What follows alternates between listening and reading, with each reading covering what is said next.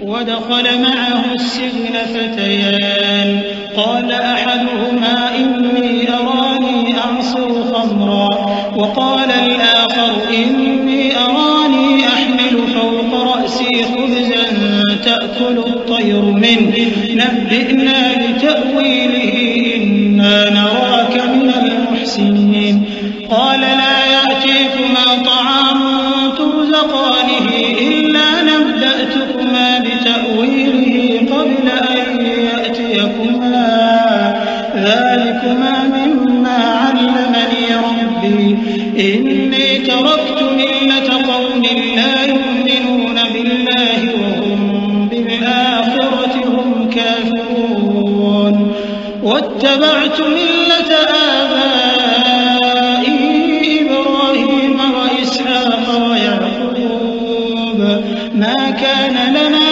أن نشرك بالله من شيء ذلك من فضل الله علينا وعلى الناس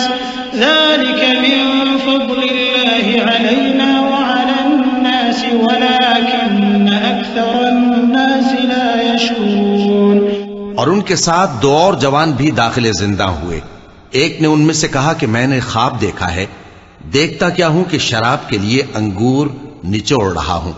دوسرے نے کہا کہ میں نے بھی خواب دیکھا ہے، میں یہ دیکھتا ہوں کہ اپنے سر پر روٹیاں اٹھائے ہوئے ہوں اور پرندے ان میں سے کھا رہے ہیں. تو ہمیں ان کی تعبیر بتا دیجئے کہ ہم تمہیں نیکوکار دیکھتے ہیں. یوسف نے کہا کہ جو کھانا تم کو ملنے والا ہے وہ آنے نہیں پائے گا کہ میں اس سے پہلے تم کو اس کی تعبیر بتا دوں گا. یہ ان باتوں میں سے ہے جو میرے پروردگار نے مجھے سکھائی ہیں. جو لوگ اللہ پر ایمان نہیں لاتے اور آخرت کا انکار کرتے ہیں، میں نے ان کا مذہب چھوڑ دیا ہے اور میں اپنے باپ دادا ابراہیم اور اسحاق اور یعقوب کے مذہب پر چلتا ہوں. ہمیں شایع نہیں ہے کہ کسی چیز کو اللہ کے ساتھ شریک بنائیں. یہ اللہ کا فضل ہے ہم پر بھی اور لوگوں پر بھی، لیکن اکثر لوگ شکر نہیں کرتے. یا صاحبی السجن أأرباب متفرقون خير أم الله الواحد القهار ما تعبدون من دونه إلا أسماء سميتموها أنتم وآباؤكم ما أنزل الله بها من سلطان إن الحكم إلا لله أمر أن لا تعبدوا إلا إياه ذلك الدين القيم ولكن أكثر الناس لا يعلمون. اے میرے قید خانے کے رفیقو، بھلا کئی جدا جدا آقا اچھے یا اللہ جو اکیلا ہے سب پر غالب ہے؟ جن چیزوں کی تم اللہ کے سوا پرستش کرتے ہو وہ صرف نام ہی نام ہیں جو تم نے اور تمہارے باپ دادا نے رکھ لیے ہیں. اللہ نے ان کی کوئی سند نازل نہیں کی. سن رکھو کہ اللہ کے سوا کسی کی حکومت نہیں ہے. اس نے ارشاد فرمایا ہے کہ اس کے سوا کسی کی عبادت نہ کرو، یہی سیدھا دین ہے، لیکن اکثر لوگ نہیں جانتے.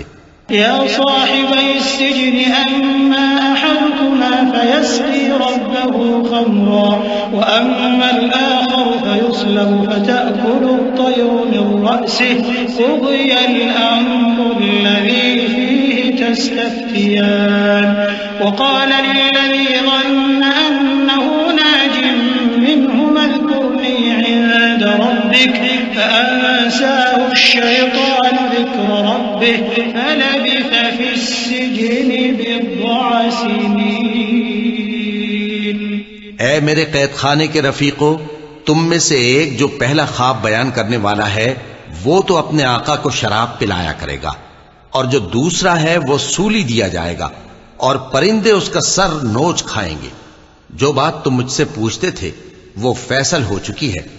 اور ان دونوں میں سے جس کی نسبت یوسف نے خیال کیا کہ وہ رہائی پا جائے گا، اس سے کہا کہ اپنے آقا سے میرا ذکر بھی کر دینا. پھر شیطان نے اسے ان کا اپنے آقا سے ذکر کرنا بھلا دیا اور یوسف کئی برس قید خانے ہی میں رہے. وقال الملك إني أرى 7 بقرات سمان يأكلهن 7 عجاف و7 سنبلات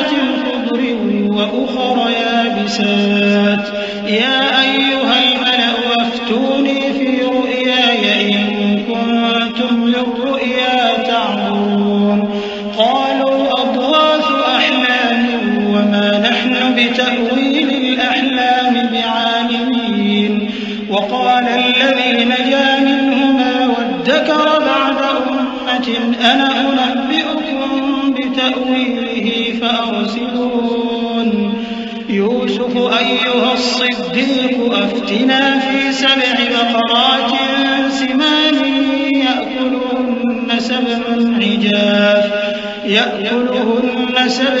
عجاف و7 سنبلات خضر وأخر يابسات لعلي أرجع إلى الناس لعلهم يعلمون.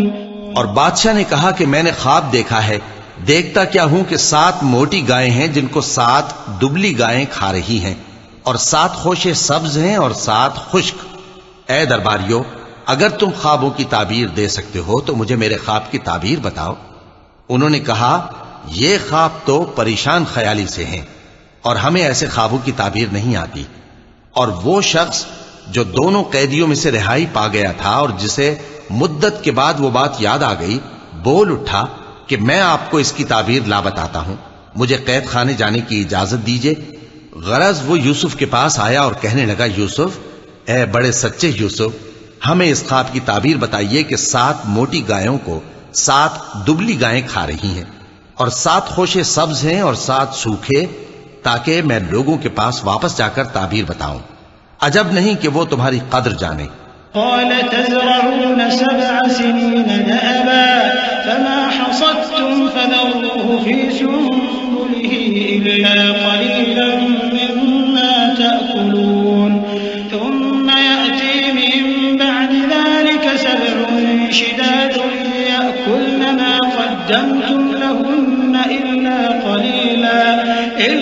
قليلا مما تحصنون ثم يأتي من بعد ذلك عام فيه يغاث الناس وفيه يعصرون وقال الملك ائتوني به فلما جاءه الرسول قال ارجع إلى ربك فاسأله ما بال